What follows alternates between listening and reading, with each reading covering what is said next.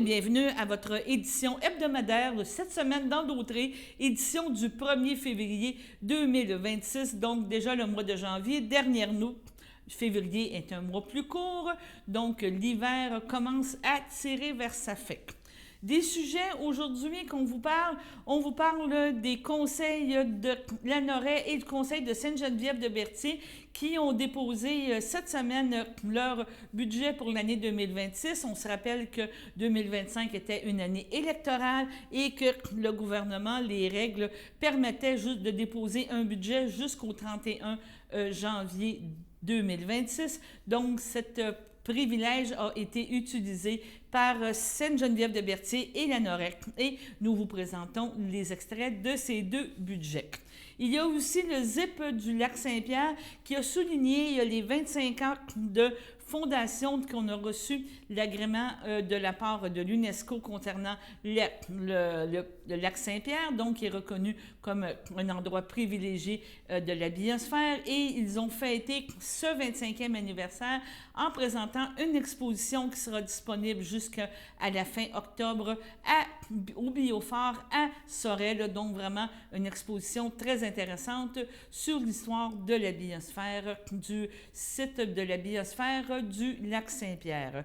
On parle aussi du conseil de la MRC, donc le premier conseil de l'année 2026 s'est déroulé à Berthierville, donc premier conseil de la MRC Dautré, donc qui a eu lieu en mercredi cette semaine. On vous rappelle que notre bulletin de nouvelles est à tous les jours, du lundi au vendredi à 18h, et on espère que vous allez venir nous rencontrer lors de ce bulletin de nouvelles. Sur ce, bonne écoute et à la semaine prochaine.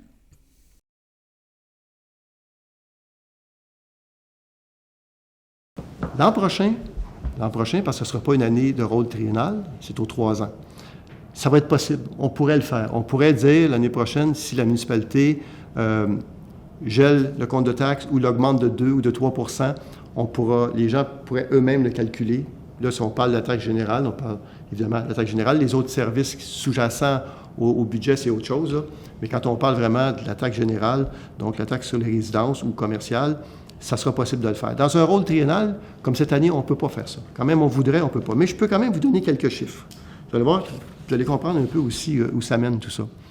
Quand on a un rôle triennal où on n'a pas vraiment de contrôle de la répartition du compte de taxes sur les contribuables ou sur les immeubles. Ben, c'est les contribuables qui payent au final. Là.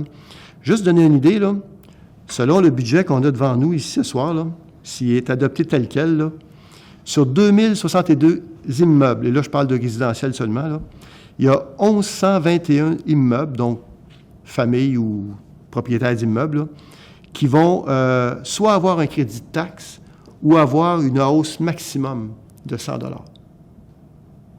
voyez comment c'est difficile à expliquer, mais c'est vraiment le fait que les maisons ou les immeubles ont augmenté en valeur, mais ils n'ont pas augmenté de façon égale, bien, ça produit cet effet-là.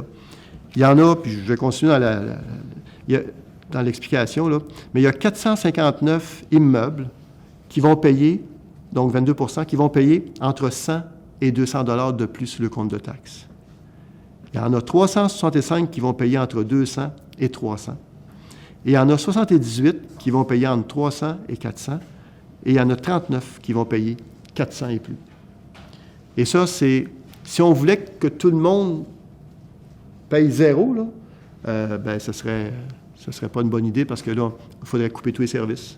On ne peut pas faire ça. C'est le rôle triennal qui amène cette distorsion-là au niveau du compte de taxes. Oui, monsieur. Après, peut-être avec le micro. Puis c'est important aussi de se rappeler que c'est pas toutes, si je ne me trompe pas, c'est pas toutes les municipalités qui ont... exact. C'est pas la même année pour tout le monde. Exact. Tout à fait raison de le dire, effectivement, comme M. Boudreau vient de le préciser. C'est pas toutes les municipalités qui ont le rôle triennal en même temps au Québec. Et c'est sûr que quelqu'un qui a fait un agrandissement ou une rénovation en 2022, non, pas 22, 23, 24, 25, donc en 23, en 24 ou en 25, puis qui ont été... Il y a eu une visite, puis ils ont eu une réévaluation de leur propriété. Déjà là, ces gens-là vont être moins touchés par l'arrivée du rôle triennal. Ils vont être touchés. C'est-à-dire que ils vont être touchés dans l'année 23, 24 ou 25. Mais ceux qui n'ont pas fait de rénovation, ils vont se dire, mais pourquoi que ma maison a augmenté de valeur? J'ai fait aucune rénovation. C'est vraiment le rôle triennal qui vient faire cet effet-là. Je donne un exemple. Tout exemple on dit qu'il est boiteux là, en soi, est bancal en soi, mais je vais donner un exemple, puis je pense que les gens vont bien comprendre. Imaginons que 2 personnes décident de partir d'une municipalité et qu'ils ont besoin pour partir de la municipalité, pour l'année là, courante, leurs dépenses $100. Puis disons que ces 2 personnes-là, ils ont chacun un immeuble. C'est tout. Ils ont chacun un immeuble évalué à 100 000. Donc, il y en a un qui a un immeuble à 100 000, l'autre a un immeuble à 100 000. Donc, le 100 $, ils vont se le partager moitié-moitié. Ils sont évalués de la même montant.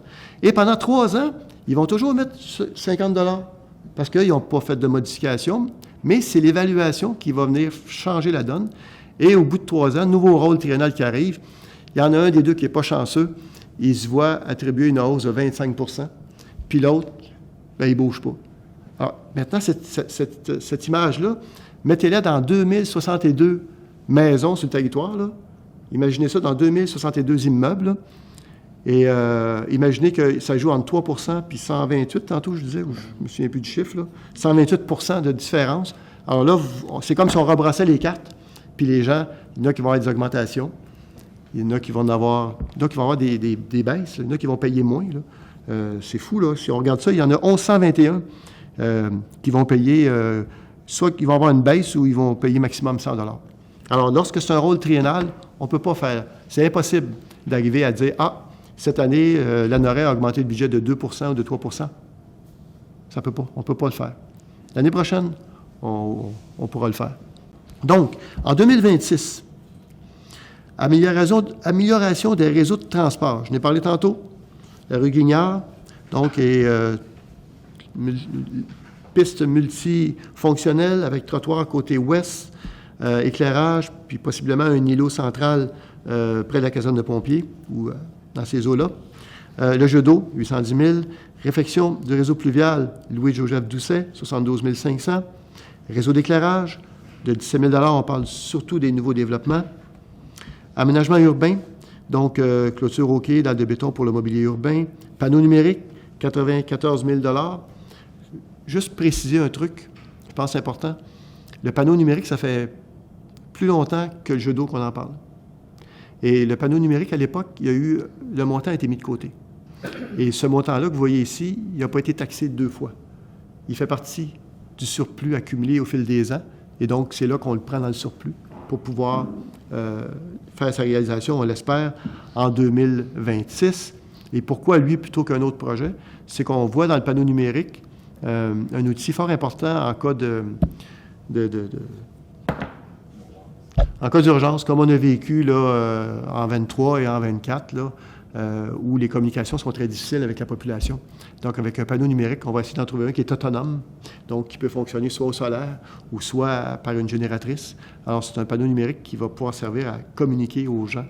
Ça va être facilitant, on va le dire comme ça, parce que les derniers événements qu'on a eus d'urgence nous ont montré qu'au niveau des communications, quand il n'y a plus d'électricité, il n'y a plus de système cellulaire, c'est compliqué. Alors, ça permettrait justement de donner un coup de main à ce niveau-là. Terrain, infrastructure complémentaire. Terrain de soccer, on parle ici d'un filet de soccer, puis aussi on parle d'un truc de rangement pour qu'on puisse y mettre des trucs là, sur place pour faciliter le travail de tout le monde. On a parlé tantôt, centre de prêt de matériel, qu'on devrait avoir une subvention de l'équivalent. Les véhicules, on parle de 3 véhicules pour la voirie, puis 1 pour l'aqueduc. Et ça, c'est pris beaucoup à même le fonds de roulement. Les sommes nécessaires sont prises beaucoup à fond avec le fonds de roulement. On parle de 290 000 versus 45 000 au budget du fonds général. Outillage d'équipement aqueduc, 17 900. Outillage d'équipement voirie, 4 500. Équipement loisirs, 6 200. Système de caméra. Peut-être vous dire que l'équipement loisir, le 6 200, ont possiblement une souffleuse. On ne paiera peut-être pas ce prix-là, là, mais entre autres, il y aurait une souffleuse là, qui serait nécessaire d'acheter. Système de caméra, 18 000. Donc, total, l'année 2026, 632 100. Autre source, 1 117 900. Ça nous amène à 27. On est toujours dans des hypothèses pour 27, davantage que pour 26. Donc, amélioration des réseaux. On parle de 400 000. Réseau d'éclairage, 25 000. Véhicules, remplacement, on parle de 10 000. Donc, 80 000 à même le fonds de roulement. Total pour 27, 435 000. Autres sources, 80 000. Amélioration des réseaux de transport, on parle de 400 000. Réseau d'éclairage, 25 000.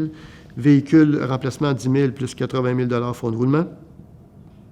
Donc, total année 2028, 435 000, 80 000 autres sources. Grand total, 1 502 100. Et autres sources, 1 267 900. J'ai les dates là, pour les férus, de ceux qui veulent vraiment suivre là, au niveau de la flotte de véhicules. Là. Juste vous dire, là, entre autres, le fonds de roulement, à quoi il a servi? Il a servi, entre autres, un tracteur à trottoir en 2020, je pense. Il y a eu l'achat d'un tracteur à trottoir, très, très pratique en passant, génératrice en 2021. Il y a eu un camion à benne 2023, un chargeur, communément appelé un loader, en 2023, et un tracteur en 2024. Et il y a eu, à même le fonds de roulement, un montant de 435 000 qui a été pris pour le terrain de soccer. Voilà, en gros, les explications.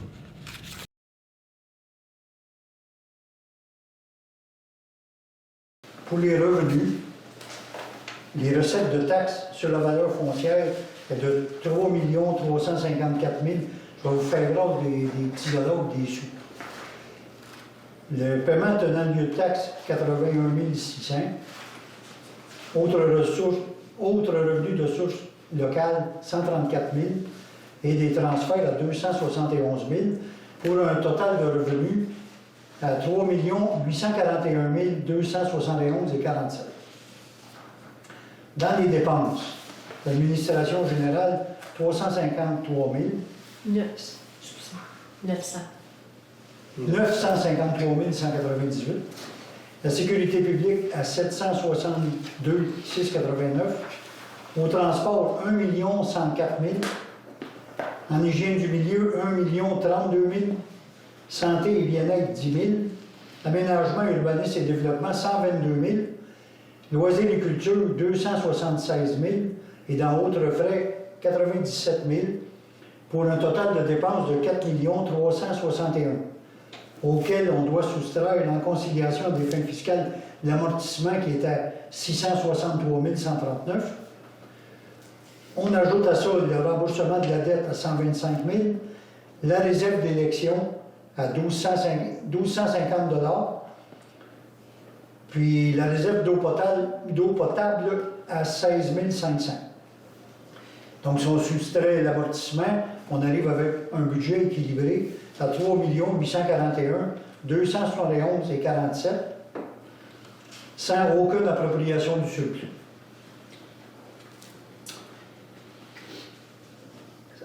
Au point 3, c'est la lecture et l'adoption du budget en 3.1. Ça me prend un proposeur pour un second. M. Léo propose avec M. Hébert. En 3.2, lecture et adoption du programme triennal d'immobilisation 26, 27, 28.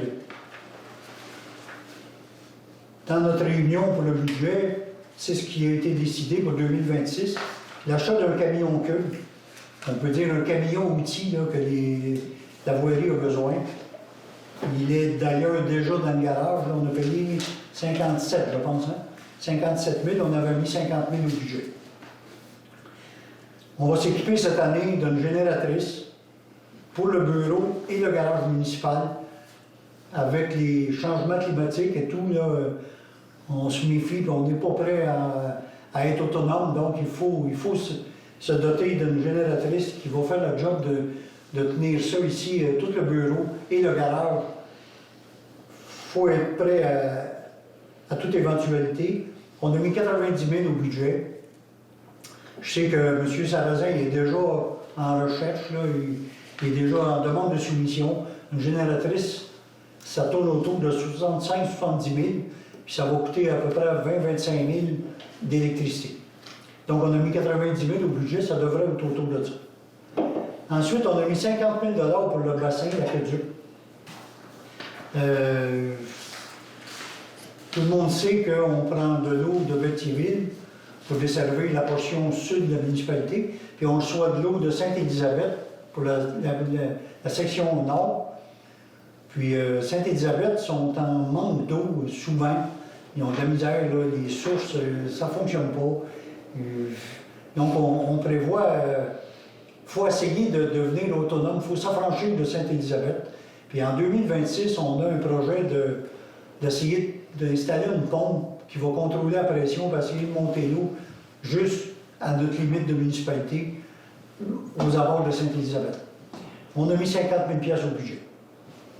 M. Soulière, que je remercie, M. Christian, il est déjà sur ce projet-là avec GBI. Vous avez eu une réunion hier d'ailleurs. C'est déjà en marche. Ensuite, les employés nous ont proposé d'acheter une faucheuse pour les abords de chemin, pour les fossés. Actuellement, depuis des années, on prend les services d'un contracteur, puis il y aurait un payback d'autour de 3 ans avec une faucheuse qui tourne autour de 50 000 $. Parce que pour faire une bonne job, il faut qu'il passe 2 fois par année, ça coûte 20 000 $. Donc à 50 000 $, les gars, ils ont le tracteur pour le faire, puis ils me disent qu'ils sont capables de le faire à l'été, ils ont le temps de faire ça. Donc on a approuvé l'achat d'une faucheuse. C'est le programme triennal d'immobilisation, mais c'est pas au budget proprement dit, parce que les dépenses que je vous dis depuis 5 minutes, ça va tout être pris dans le surplus accumulé. Donc 50 000 $ pour une faucheuse. Ça, c'est en 2026. En 2027, on aurait la réfection du rang des cascades.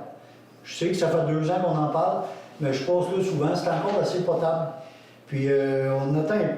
C'est une question de timing avec les subventions. Puis on retarde Dépôt Rive-Nord qui, par décret, nous donne 20 000 $ par année. Puis on lui demande de ne pas nous le donner parce qu'on ne veut pas faire des petites sections de 300-400 pieds à chaque année avec 20 000. On préfère attendre un peu puis le faire de la bonne façon, probablement en 2027. On aurait des subventions de 20 000 de Dépôt Rive-Nord qui sont cumulées depuis déjà 3 ans. Et si on le fait l'an prochain, on aurait 80 000 de Dépôt Rive-Nord.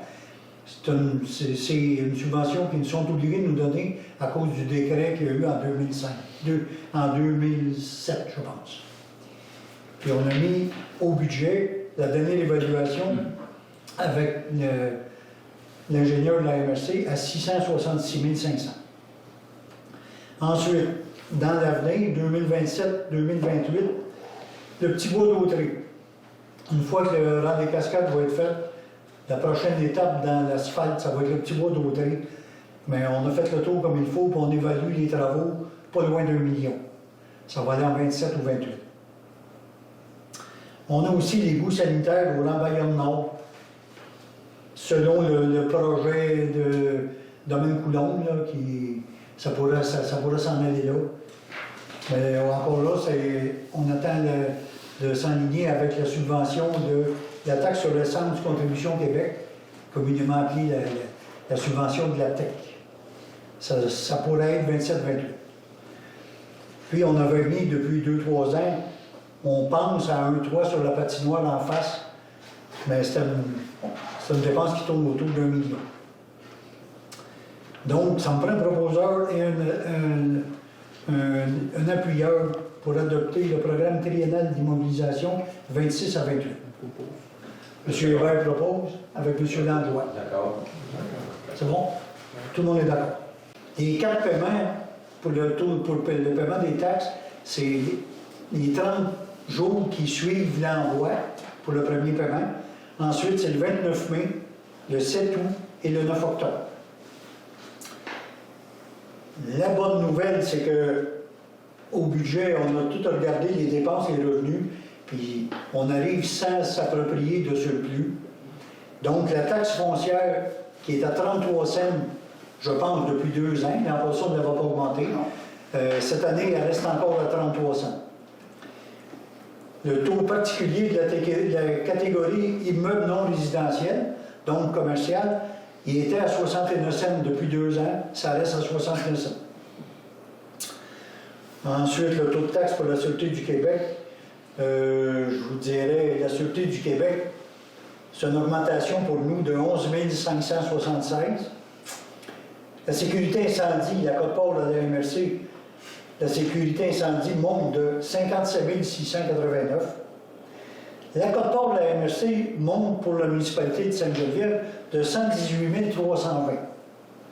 C'est la plus grosse augmentation de quote-part de la MRC dans les 15 municipalités. J'ai demandé d'avoir des explications lors du dévoilement du budget de la MRC. Puis, c'est compliqué, c'est dur à comprendre. Les évaluateurs, ils regardent combien c'est vendu de maisons de propriété.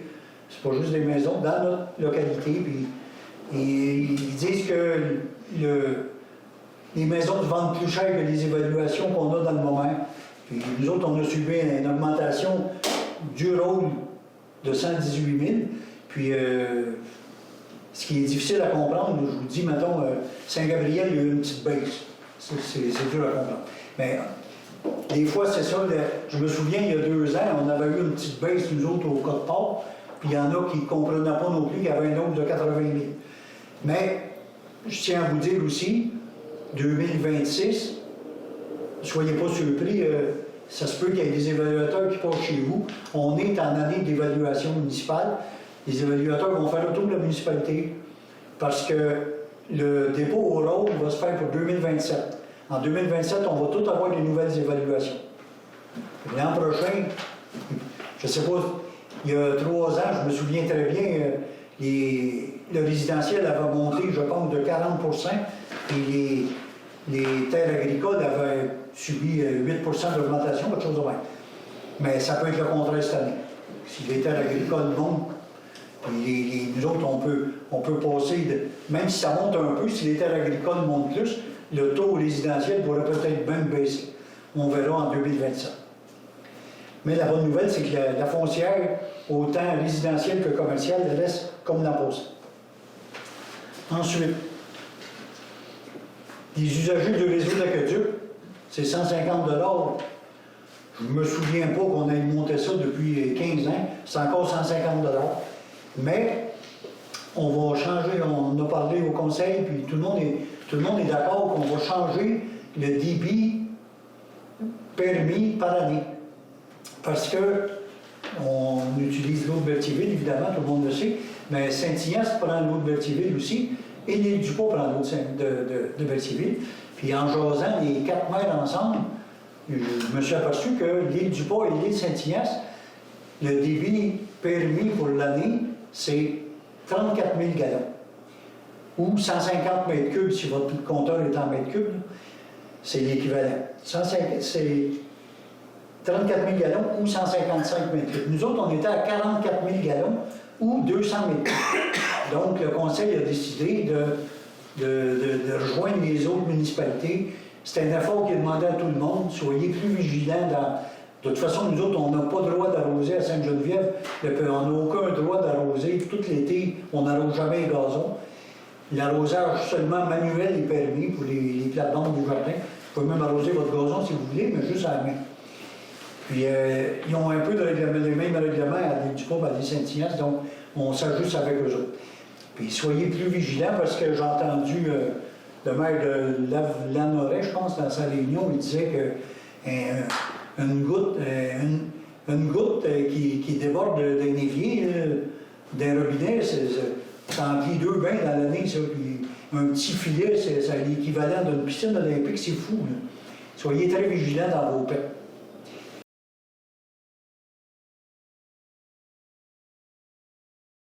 Monsieur le ministre, monsieur le député, monsieur les maires, chers amis, quel plaisir d'être ici avec vous aujourd'hui pour célébrer ce 25e anniversaire de reconnaissance du lac Saint-Pierre comme réserve mondiale de la biosphère de l'UNESCO. Rappelons-nous, il y a 25 ans, plus de 25 ans en fait, cette idée a germé dans la tête de mon ami Normand Gariepi. Au début des années 90, donc il y a plus de 35 ans, alors président de la Société d'initiative et de conservation du Bas-Richelieu. Louis Gagné qui est là, à côté, Louis et moi avons rapidement adhéré à cette quête. On nous a traités de rêveurs, mais ce rêve, nous l'avons porté jusqu'au bout. On peut dire que l'idée de faire du lac Saint-Pierre une réserve mondiale de biosphère n'a pas soulevé beaucoup de passion au début. Pourtant, le lac Saint-Pierre était déjà à cette époque l'objet de nombreux travaux et de recherches universitaires. Plus de 15 millions y avaient été investis en faveur de la conservation via l'acquisition et l'aménagement de terrains privés par les différents gouvernements et les organismes de conservation. L'environnement du lac Saint-Pierre, avec ses industries lourdes, sa voie navigable et la présence de la défense nationale, ne cadrait pas avec le modèle des réserves de biosphère de l'époque. C'était faire fi de son environnement naturel exceptionnel, avec sa plaine inondable, une faune et une flore très riches, la présence d'une héronière et l'importance de ce territoire de chasse et de pêche pour ses habitants. Pour obtenir le statut de réserve de biosphère, la région devait répondre à 3 critères principaux, ce à quoi le lac Saint-Pierre cochait en tout point. Un noyau dur de conservation avec le refuge faunique de la Grande Ville, sous la protection de la loi de la conservation et la mise en valeur de la faune du Québec, et le refuge d'oiseaux migrateurs de la Défense nationale, sous la protection de la loi sur les oiseaux migrateurs. Deuxièmement, une zone tampon composée d'habitats insulaires et côtiers, déjà désignée comme zone humide d'importance par la Convention de Ramsar. Et finalement, une aire de transition, les RIS, affectée par plusieurs réglementations, soit les règlements d'urbanisme et les schémas des MRC, dont une grande partie de terres agricoles sous la protection sous la loi de la protection du territoire agricole. Aujourd'hui, on l'a souligné, cette terre regroupe l'ensemble des territoires des MRC et municipalités. Plutôt que de déposer de nouvelles études, nous avons choisi d'en faire un projet collectif et de faire adhérer l'ensemble des intervenants à cette reconnaissance. Dès le début de la démarche, nous avons reçu l'appui de l'Office de tourisme Les Vallées de l'Archipel du Lac-Saint-Pierre, du député fédéral Louis Plamondon, merci, des ministres Sylvain Smail, Guy Chevret et Richard Legendre, et des entreprises Rio Tinto, Fer et Titan et Jane Richardson.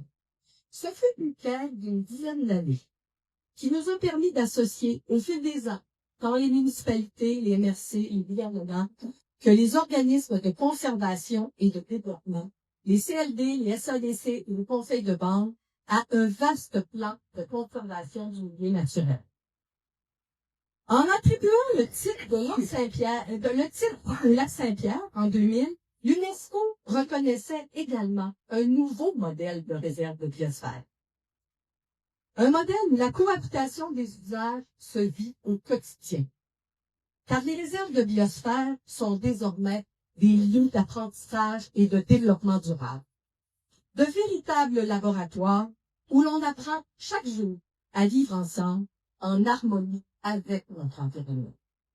En terminant, j'aimerais souligner la collaboration des membres du conseil d'administration de la coopérative de solidarité, la réserve de biosphère du lac Saint-Pierre, qui m'ont accompagné comme présidente dans le transfert des actifs de la coopérative et la gestion du titre au comité ZIC en 2022.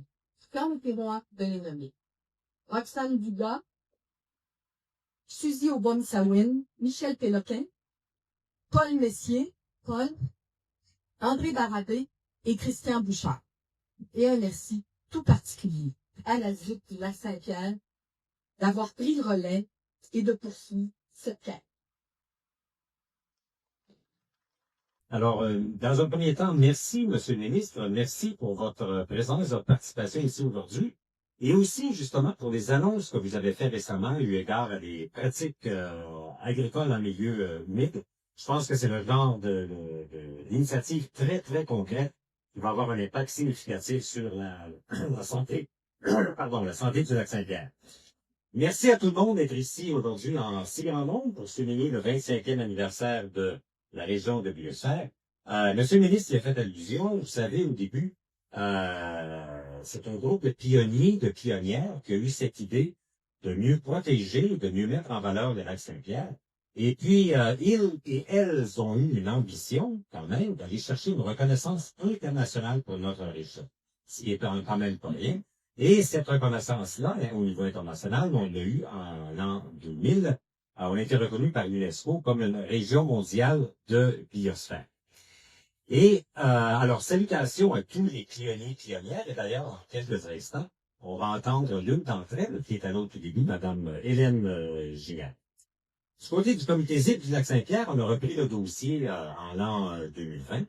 Et pour vous dire en quelques mots quelle est la raison d'être de la biosphère, c'est essentiellement de contribuer à la santé des écosystèmes, de la biodiversité, à les mettre en valeur. Et essentiellement, on résume souvent ça dans les quelques mots qui suivent, c'est de rechercher l'harmonie entre l'activité humaine et la nature. Alors, c'est ça notre essence. Et vous savez, on couvre un très grand territoire. On se nomme biosphère du Lac-Saint-Pierre, mais le territoire, il couvre aussi toutes les MRC entourant le Lac-Saint-Pierre, donc Dautrey, Masquinongé, Pierre-de-Sorel, Nicolet-Yamaska et la ville de Trois-Rivières. 73 municipalités, un territoire qui en fait est presque aussi grand que l'île d'Anticosti, et un territoire qui est habité par 300 000 personnes, et qui inclut également la présence de 2 communautés des Premières Nations, la nation Wabanaki sur la rive sud et la nation Atikamekw sur la rive nord. C'est aussi, évidemment, on pense sur Lac-Saint-Pierre, on a une superbe exposition aussi au Biophare, d'ailleurs félicitations aux gens du Biophare pour cette exposition. On pense évidemment au milieu humide du Lac-Saint-Pierre, mais ce vaste territoire, il y a aussi le territoire agricole, le territoire forestier. Il y a beaucoup d'endroits aussi où il y a de l'activité industrielle, de l'activité touristique. Alors, c'est un territoire qui est quand même très diversifié. Je vous énumérerai pas tout ce qui a été accompli en 25 ans. Je vais simplement souligner que il y a eu l'engagement de plusieurs organisations gouvernementales, non gouvernementales, citoyennes, pour mettre en valeur cette biosphère, justement, par exemple, la lutte aux espèces exotiques envahissantes, la réhabilitation du milieu naturel et tout. Beaucoup de travail de concertation également. Et le comité ZIP, justement, coordonne la table de concertation du Lac-Saint-Pierre. On célèbre 25 ans d'activité, mais c'est aussi aujourd'hui, dans un certain sens, on essaie d'ouvrir aussi un nouveau chapitre où on essaie de faire mieux reconnaître la région de biosphère, qui appartient finalement à toute la communauté. Vous savez, la région de biosphère, c'est pas un projet du comité ZIP, c'est une région qui appartient à tout le monde. Et si on a un modus operandi dans notre façon de fonctionner, ça se résume à 2 mots, mobilisation et partenariat. Parce que, pour réussir, vous savez, la biosphère, la reconnaissance internationale, c'est une fierté, bien sûr, pour tout le monde, mais c'est aussi une responsabilité et ça prend l'engagement de tout le monde. Alors, c'est pour ça qu'on travaille avec tous les milieux. Les milieux gouvernementaux, d'abord, le gouvernement fédéral, le gouvernement provincial, MRC, municipalités. On travaille avec la Commission canadienne de l'UNESCO. Également, de plus en plus, on travaille étroitement avec les communautés Wabanaki et Atikamekw. On travaille bien sûr avec le milieu agricole, le milieu forestier, le milieu touristique et tout, les ONG, bassins versants, ONG environnementales et bien sûr les citoyens et les citoyennes. Alors ça prend l'engagement de tout ce monde-là si on veut faire quelque chose d'utile avec la région de biosphère. Une illustration de ça, ça a été l'Assemblée des acteurs de l'eau qu'on a tenu il y a quelques semaines à Trois-Rivières, une assemblée où il y avait 200 acteurs qui étaient là de tous les milieux. Et on a eu le plaisir d'ailleurs de collaborer avec le ministère de l'Agriculture à cette occasion-là pour faire des consultations sur des thèmes qui ont fait par la suite l'annonce, le sujet d'annonce. Dernier point peut-être à soulever, vous savez, on travaille au niveau local, au niveau régional, mais on fait partie d'un mouvement mondial. Parce que des enjeux environnementaux, on en a dans notre région, mais il y en a aussi à l'échelle planétaire. Et ici même, au Québec, on est 4 biosphères, en fait. Et d'ailleurs, j'ai les collègues on a les collègues des autres biosphères ici. Connexion de la nature, qui est la région de biosphère du Mont-Saint-Hilaire, la région de biosphère de Charlevoix et la région de biosphère de Manicouagan-Wakichta. Alors, peut-être, levez votre main, là, les collègues là, qui viennent des voilà, je reconnais Eric là-bas, voilà. Alors, on est bien fiers que vous soyez là. Et c'est un mouvement aussi pan-canadien. On est 19 biosphères au Canada et plus d'une centaine à l'échelle mondiale. Alors, c'est dans ce contexte-là que votre présence ici aujourd'hui est très importante. Ça prend l'engagement de tout le monde et plusieurs d'entre vous, vous êtes déjà activement impliqués. Avant de terminer, vous me permettrez de saluer notre équipe parce que si on fait fonctionner tout cela, c'est parce qu'on a une équipe très dynamique et puis plusieurs d'entre vous ont été en contact avec les membres de notre équipe et j'aimerais les saluer ici aujourd'hui et les nommer. Vous lèverez votre nom à votre tour. Tout d'abord, notre directrice générale, Mme Geneviève Tardy, qui est un peu la locomotive derrière Pascal. Et on a également Sophie Lenain, Sophie Bernier, Catherine Fortier, Fanny Roy, Geneviève Robert, Élisa Durand, Louis Mathis, Frédéric Roy Audi. Et alors c'est une équipe fort dynamique qui fait en sorte qu'on a beaucoup de réalisations à tous les jours. Et j'aimerais finalement souligner également la présence de nos collègues du conseil d'administration du comité ZIP. Là aussi, vous lèverez la main lorsque vous mentionnerez. Monsieur Michel Péloquin, qui est également le maire de Sainte-Anne-de-Sorel. Monsieur Michel Forget, de l'UPA. Monsieur Guy Gérin-Lajoie. Monsieur Christian Champagne. Je soulignerai également la présence d'un ancien membre du comité du conseil d'administration, en fait l'ancien président, Monsieur Gérard Massy, à qui l'on doit beaucoup pour tout le travail qui a été accompli. Alors, un grand merci à tous et à toutes. Merci de votre engagement. Je vous souhaite une belle journée aujourd'hui, belle cérémonie. Et je repasse la parole à notre maîtresse de cérémonie. Merci. Donc, chers amis du lac Saint-Pierre, alors, on est réunis aujourd'hui dans un lieu qui porte bien son nom, le Biophore. C'est un lieu où on observe, c'est un lieu où on comprend, c'est un lieu où l'on transmet. C'est un lieu où la science rencontre la mémoire. Et c'est un lieu également où la nature rencontre l'humain. C'est beau. Donc, c'est pas un hasard si cet endroit a été choisi pour le 25e anniversaire de la reconnaissance de la région de biosphère du lac Saint-Pierre par l'UNESCO. Alors, il y a 25 ans, le regard du monde s'est posé sur notre territoire. Et ce regard disait quelque chose de puissant. Il disait que le lac Saint-Pierre, c'est pas seulement un joyau naturel du Québec, mais c'est un patrimoine de l'humanité. Donc, c'est une région où l'on reconnaît que l'humain fait partie de l'écosystème. C'est une région où la protection de la biodiversité va de pair avec le développement des communautés. C'est une région qui devient un laboratoire vivant pour l'avenir. Donc, cette reconnaissance de l'UNESCO n'est pas arrivée par hasard. C'est le fruit d'un engagement profond, patient et collectif. Alors, on en est de fiers héritiers et je salue tous ceux qui étaient de la première démarche au départ. Ici, à Sorel-Tracy, nous savons ce que signifie vivre en confluence. Je plug le type d'exposition de c'est bien.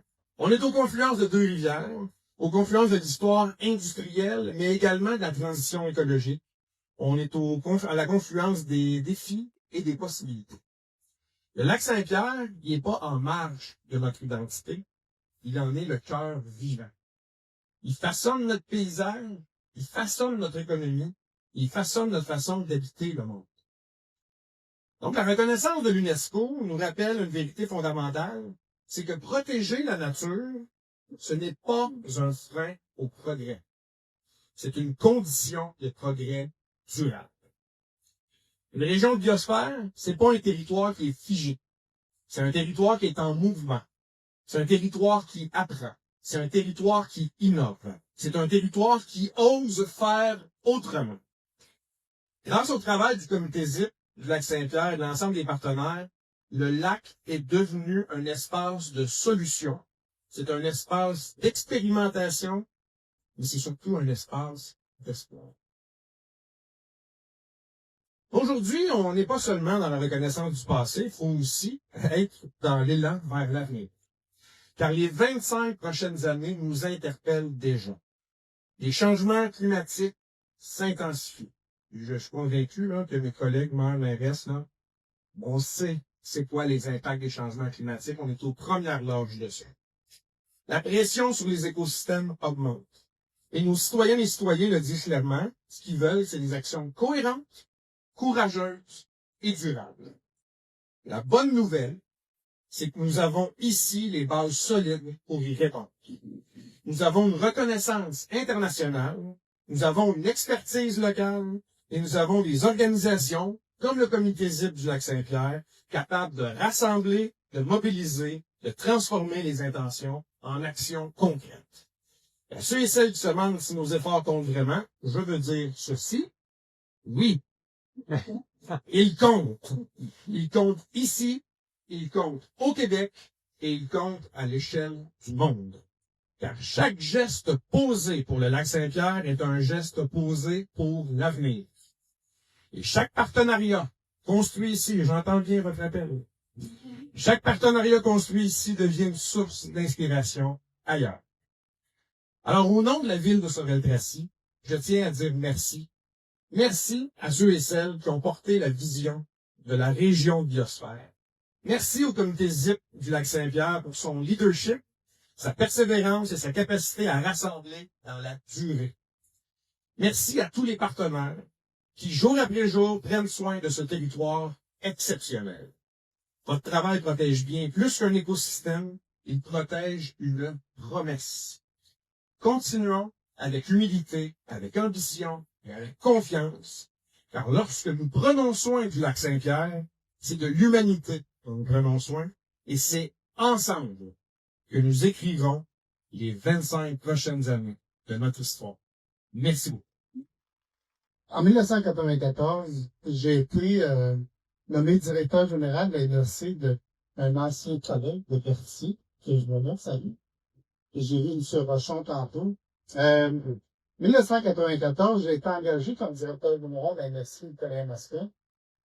Territoire très agricole. Moi et notre grand-mère, mon père avait payé de moulin à papier, mon grand-père. Fait arriver ici, c'était quelque chose de complètement nouveau.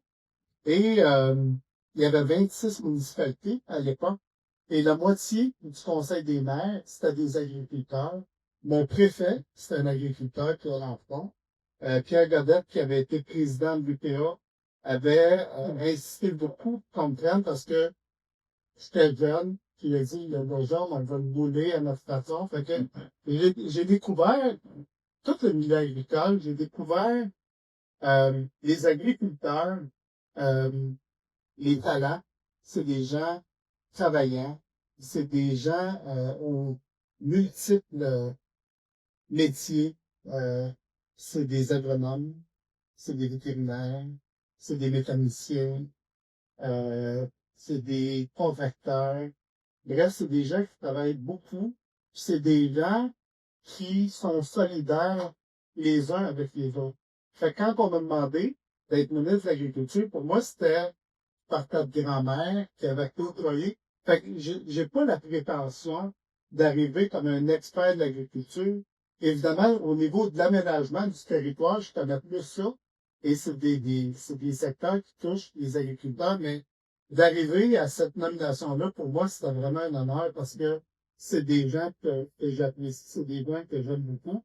Et un des défis que je me suis donné, c'était de rendre la vie le plus facile possible. J'ai été nommé en septembre. Les élections sont en octobre prochain. On sait pas ce que l'avenir nous réserve, mais je peux vous dire qu'en septembre, il n'y avait pas beaucoup d'espoir. Mais là, on sait pas ce que l'avenir. Mais bref, moi, je m'étais dit, il me reste un an comme ministre, et je vais tout faire pour le rendre la vie plus agréable, sortir des bureaux, être plus dans le tracteur. Et déjà, on a annoncé quelques initiatives de ça. Mais je veux revenir à, je fais pas très long, mais là, je vous ai parlé de la partie agriculture, mais il y avait tout le Lac-Saint-Pierre aussi. Et je me rappelle, il commençait à y avoir une concertation, je pense entre autres à Livard Gravel, qui était préfet, je pense, Boris Chalier. Je vois Normand Garrity qui était là. Et les gens il était attaché, même Roger, d'après moi, Roger, on se voyait à ce moment-là. Bref, beaucoup de gens. Et moi, j'arrive de l'extérieur, mais je voyais une espèce d'appartenance, de la fierté du Lac-Saint-Pierre, puis de dire, est-ce qu'on ne pourrait pas travailler ensemble? On a une richesse ici pour préserver, et ça serait important qu'on travaille à une espèce de reconnaissance. C'est comme ça que les MRC, on a amené notre appui, tous les MRC qui étaient du littoral du Lac-Saint-Pierre, et moi, ça me tenait particulièrement à cœur parce que je voyais l'intérêt des agriculteurs, je voyais l'intérêt des pêcheurs, etc. Donc, très content de me retrouver ici comme ministre avec vous autres, fêter les 25 ans d'anniversaire. Et puis là, si je fais la conjugation des deux, bien évidemment, comme député de Notre-Dame-des-Tantôt, où on a une bonne partie du Lac-Saint-Pierre, comme nouveau ministre, j'étais très content parce qu'il y avait un enjeu. Est-ce qu'on continue l'agriculture à l'entour du Lac-Saint-Pierre? Et pour nous, c'est important, mais c'est important de le faire de façon environnementale, de s'assurer qu'on donne tout l'écosystème au Lac-Saint-Pierre. Donc, la première initiative que j'ai annoncée, c'est pour le Lac-Saint-Pierre. J'ai fait ça, c'était peut-être un mois et demi. J'étais très content. Et je les répéterai pas, mais j'ai dit à tout le monde, c'est la première. Là, je vous prends à tout le monde, là. Il va en avoir d'autres. D'ici quelques semaines, et je vais en annoncer d'autres. Là, je voulais la faire rapidement, celle-là, pour que déjà, elle soit en application pour la prochaine saison pour les agriculteurs. Mais je m'en viens avec d'autres choses. Donc, très content. Désolé de prendre la place à Bernard Lindin, mais il a venu se présenter à la chefferie, tant pis pour lui. J'en ai profité. Fait tout le monde, bravo pour tous ceux qui ont travaillé là-dedans. Vous pouvez être très fiers du travail que vous avez fait. Merci tout le monde.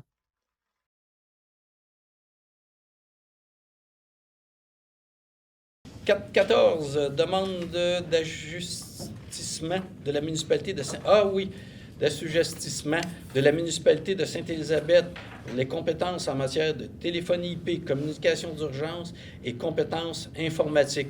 Donc, c'est à la demande de Sainte-Élisabeth du nouveau conseil de ville de réintégrer les compétences en TI, n'est-ce pas? Et c'est à partir du 1er février. Et les frais de réintégration et les frais au coûtant, évidemment, seront assumés par la municipalité de Sainte-Élisabeth. Bienvenue Sainte-Élisabeth. Merci. Donc, proposé par M. Savignac, appuyé par M. Gravel, à ma droite, à ma gauche. Peut-être une petite précision. Oui.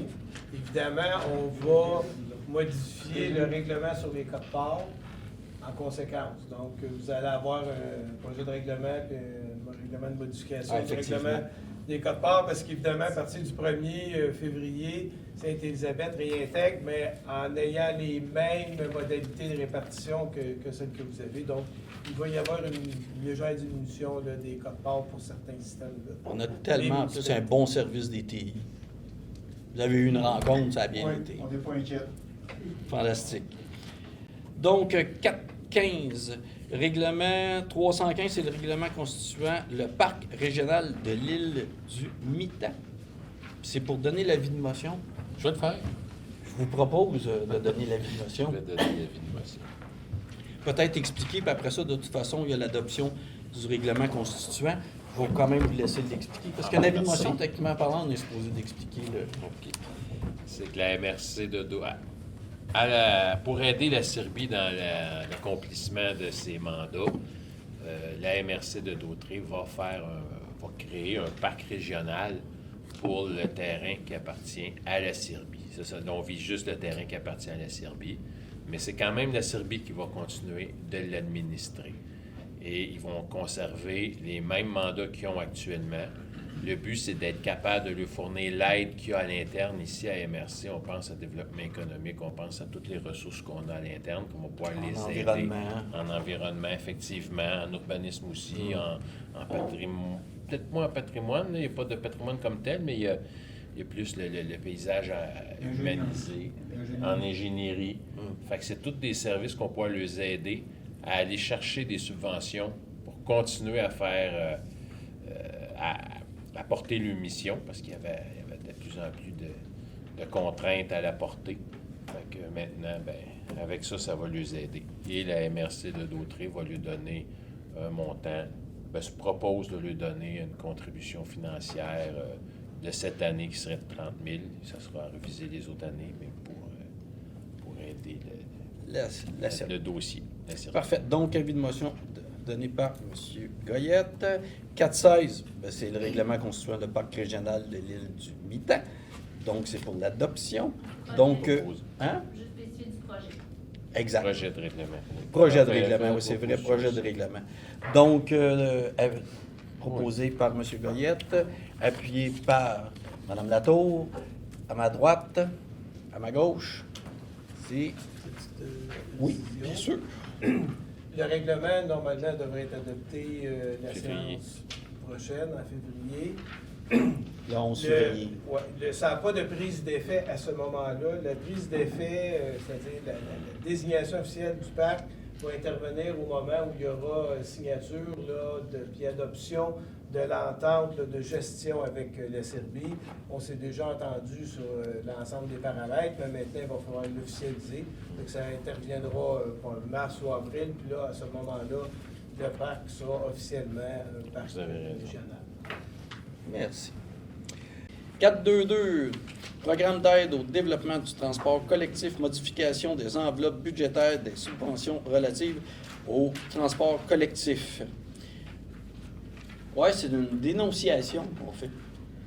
Je pense, puis là, vous me corrigerez, je me tombe d'un montant, mais les subventions en transport en commun arrivent toujours en retard.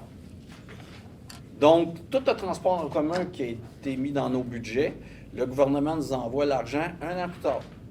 Là, ce que le gouvernement a fait, c'était budgété, on a dépensé l'argent, puis par après, ils nous disent qu'ils nous coupent la subvention 2025 de 80 000.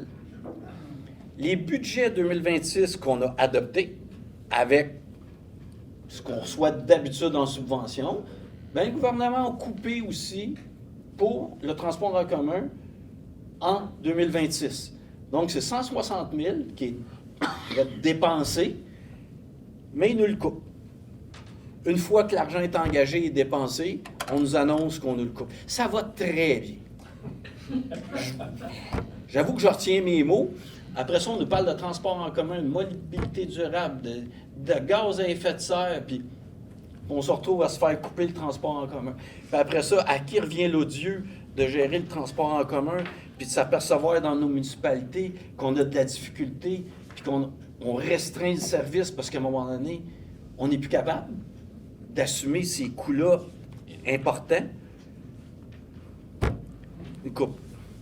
Donc, c'est une résolution de mécontentement vis-à-vis du gouvernement. Donc, proposé par M. Lahaye, appuyé par M. Gravel, à ma droite, à ma gauche. Merci.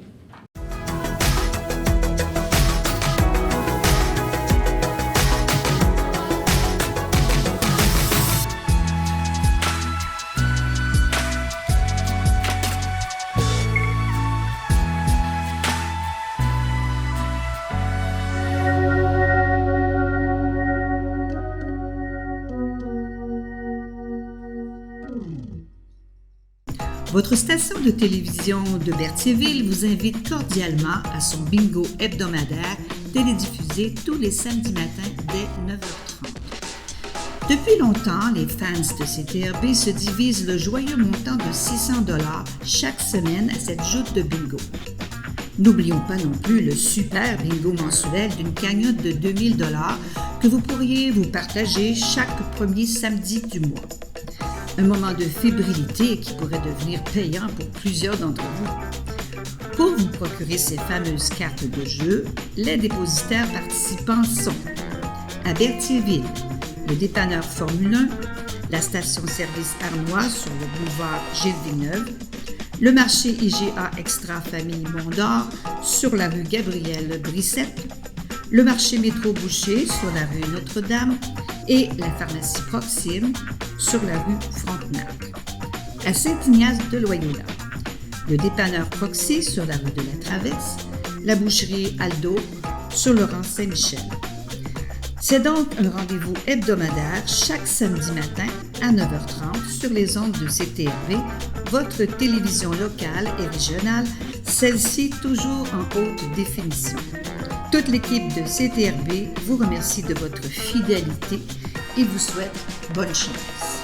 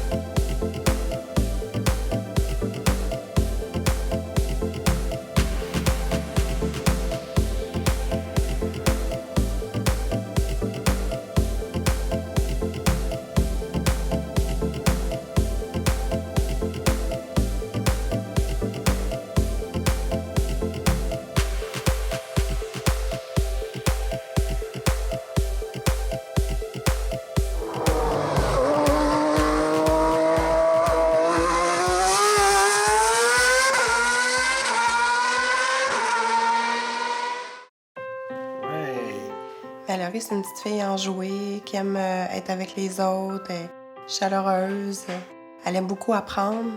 Une vache, c'est quoi en anglais? Cow. Puis en espagnol? Vaca. Oui. C'était une surprise pour nous à la naissance. J'ai eu une césarienne, donc quand je suis arrivée dans ma chambre, mon conjoint m'a dit il y a une petite chose qui est arrivée avec le bébé. Ben, premièrement, c'était tout de suite après l'accouchement. Je l'ai vu quand j'ai coupé le cordon ombilical. J'ai regardé le médecin et j'ai dit, est-ce que c'est normal? Et avec les émotions, tout ça, j'avais pas réalisé vraiment tout de suite. Puis là, au fur et à mesure que j'en prenais mes esprits, mais je réalisais que Mallory était amputée au niveau du milieu du bras. Et ce qui a été vraiment le plus difficile, c'est qu'Annie le savait pas. Après du recul, je me suis dit, il faudrait regarder le bon côté des choses. Puis à ce moment-là, je me suis dit, elle va être capable de communiquer, de parler, de nous aimer, d'avoir des sentiments qu'on est capable de palper. C'est une amputation, oui, mais il y a plein d'autres côtés de sa personnalité qui nous montrent qu'il y a plein de belles choses. Donc, avant même que je sois sortie de l'hôpital, Mallory était déjà inscrite au programme des vainqueurs. J'ai dessiné un papillon, 7 belles fleurs. Pourquoi t'as un bras cassé? Je suis née comme ça. À force de participer au séminaire des amputés de guerre, on se sentait de plus en plus à l'aise. Donc maintenant, elle acceptait plus son amputation. Elle voyait d'autres personnes, d'autres enfants comme elle. Elle disait « Ah, oh, regarde maman, sa prothèse, si elle est belle. Regarde son vélo, il y a une emboîture comme la mienne. » Donc c'est comme encourageant pour elle de voir que d'autres enfants dans la même situation. Au séminaire, j'ai vu d'autres enfants qui avaient une prothèse pour jouer au hockey, une prothèse pour jouer au golf, une prothèse pour jouer au tennis. Bien, la prothèse de golf que Mallory a d'ailleurs été défrayée par l'Association des amputés de guerre. L'idée du golf vient aussi de Mallory parce que c'est elle qui m'a proposé qu'elle voulait jouer. Puis elle était tout le temps très, très enthousiaste d'aller jouer au mini-pot. Elle adorait ça. Tu vois ici, là, entre les deux bosses que là, le trou est là, pas trop fort, OK? T'es capable. Avec la nouvelle prothèse de golf à Mallory, c'est une activité supplémentaire qu'on peut faire. Ça, c'est vraiment grâce aux amputés de guerre. Oui! Passer du temps avec ma fille, moi, c'est très, très important. Puis en plus, c'est un sport que j'adore. Mallory est très persévérante. Elle va toujours vouloir continuer jusqu'à temps qu'elle réussisse. À chaque année, je vais au tournoi de golf. Puis cette année, je pourrai participer parce que j'ai ma prothèse.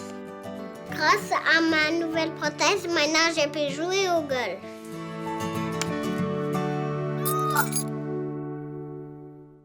Salut tout le monde! Ici Daniel Grenier pour vous parler des télévisions communautaires autonomes. Et si ce médium n'était pas là, voici à quoi ressemblerait mon message. Ça aurait pu être beaucoup plus triste si j'avais rajouté cette petite chanson triste. Mais bon, là n'est pas le point. Diversité de contenu, gestion indépendante locale, sans oublier une participation active à la communauté. Ensemble, encourageons les télévisions communautaires autonomes. J'ose ma télé communautaire.